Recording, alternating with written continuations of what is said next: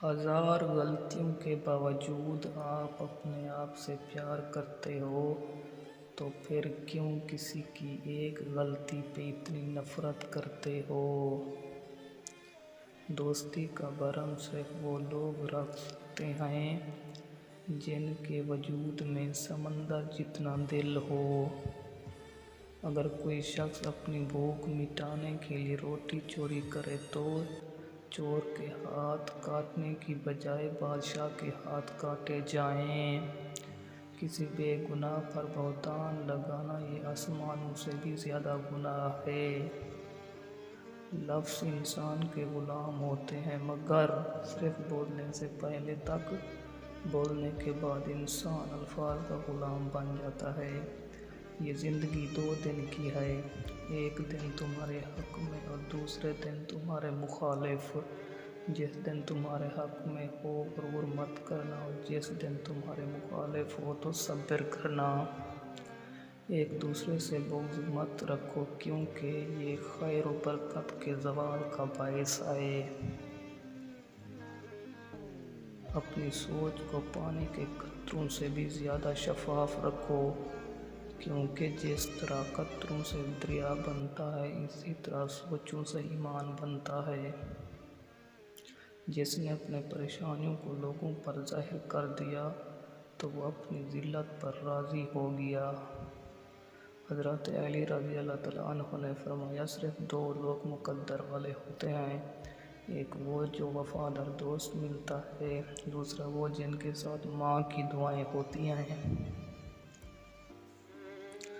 دوست کی ریت پر لکھ دو تاکہ پانی مٹا دے، دوست کا احسان پتھر پہ لکھو تاکہ اسے کوئی نہ مٹا سکے۔ رزق کے پیچھے اپنا ایمان خراب مت کرو کیونکہ رزق انسان کو ایسے تلاش کرتا ہے جیسے مرنے والے کو موت۔ ایسے شخص کے ساتھ غداری کتنی بری ہے جس نے خود کو تمہارے لیے سپرد کیا ہو۔ تم کسی کے ساتھ بھلائی کرو تمہیں اس کا بدلہ برائی کی صورت میں ملے، سمجھ لو یہ تمہاری نیکی قبول ہو گئی۔ زندگی میں خود کو کبھی کسی انسان کا عادی مت بنانا کیونکہ انسان بہت خود غرض ہے۔ جب آپ پسند کرتا ہے تو آپ کی برائی بھول جاتا ہے اور جب آپ سے نفرت کرتا ہے تو آپ کی اچھائی بھول جاتا ہے۔ اگر تم اس وقت تک مسکرا سکتے ہو جب تم پوری طرح ٹوٹ چکے ہو تو یقین جانو دنیا میں تمہیں کوئی توڑ نہیں سکتا۔ جو مصیبت انسان کو اللہ سے دور کر دے وہ ہے سزا اور جو اللہ کے نزدیک کر دے وہ آزمائش۔ عجیب مشکل میں ہوں بولتا ہوں تو کہتے ہیں علی کو، اقدار کا لالچ جب رہوں چپ تو کہتے ہیں علی کو موت سے ڈر گیا۔ قسم خدا کی علی موت سے ایسے ہی مانوس ہے جیسے کوئی زندگی سے ہوتا ہے۔ میرے سینے میں ایسا علم پوشیدہ ہے جو مجبور کیے ہوئے ہے، اسے ظاہر کر دوں تو تم لوگ لرزنے لگو گے۔ یہ یقین دنیا کے حالات مزید خراب ہو رہے ہیں اور ہم بڑھتی ہوئی مہلک بیماریوں اور غربت کو ختم نہیں کر سکتے۔ یہ غلط ہے بلکہ ایسا سوچنا بھی خطرناک ہے۔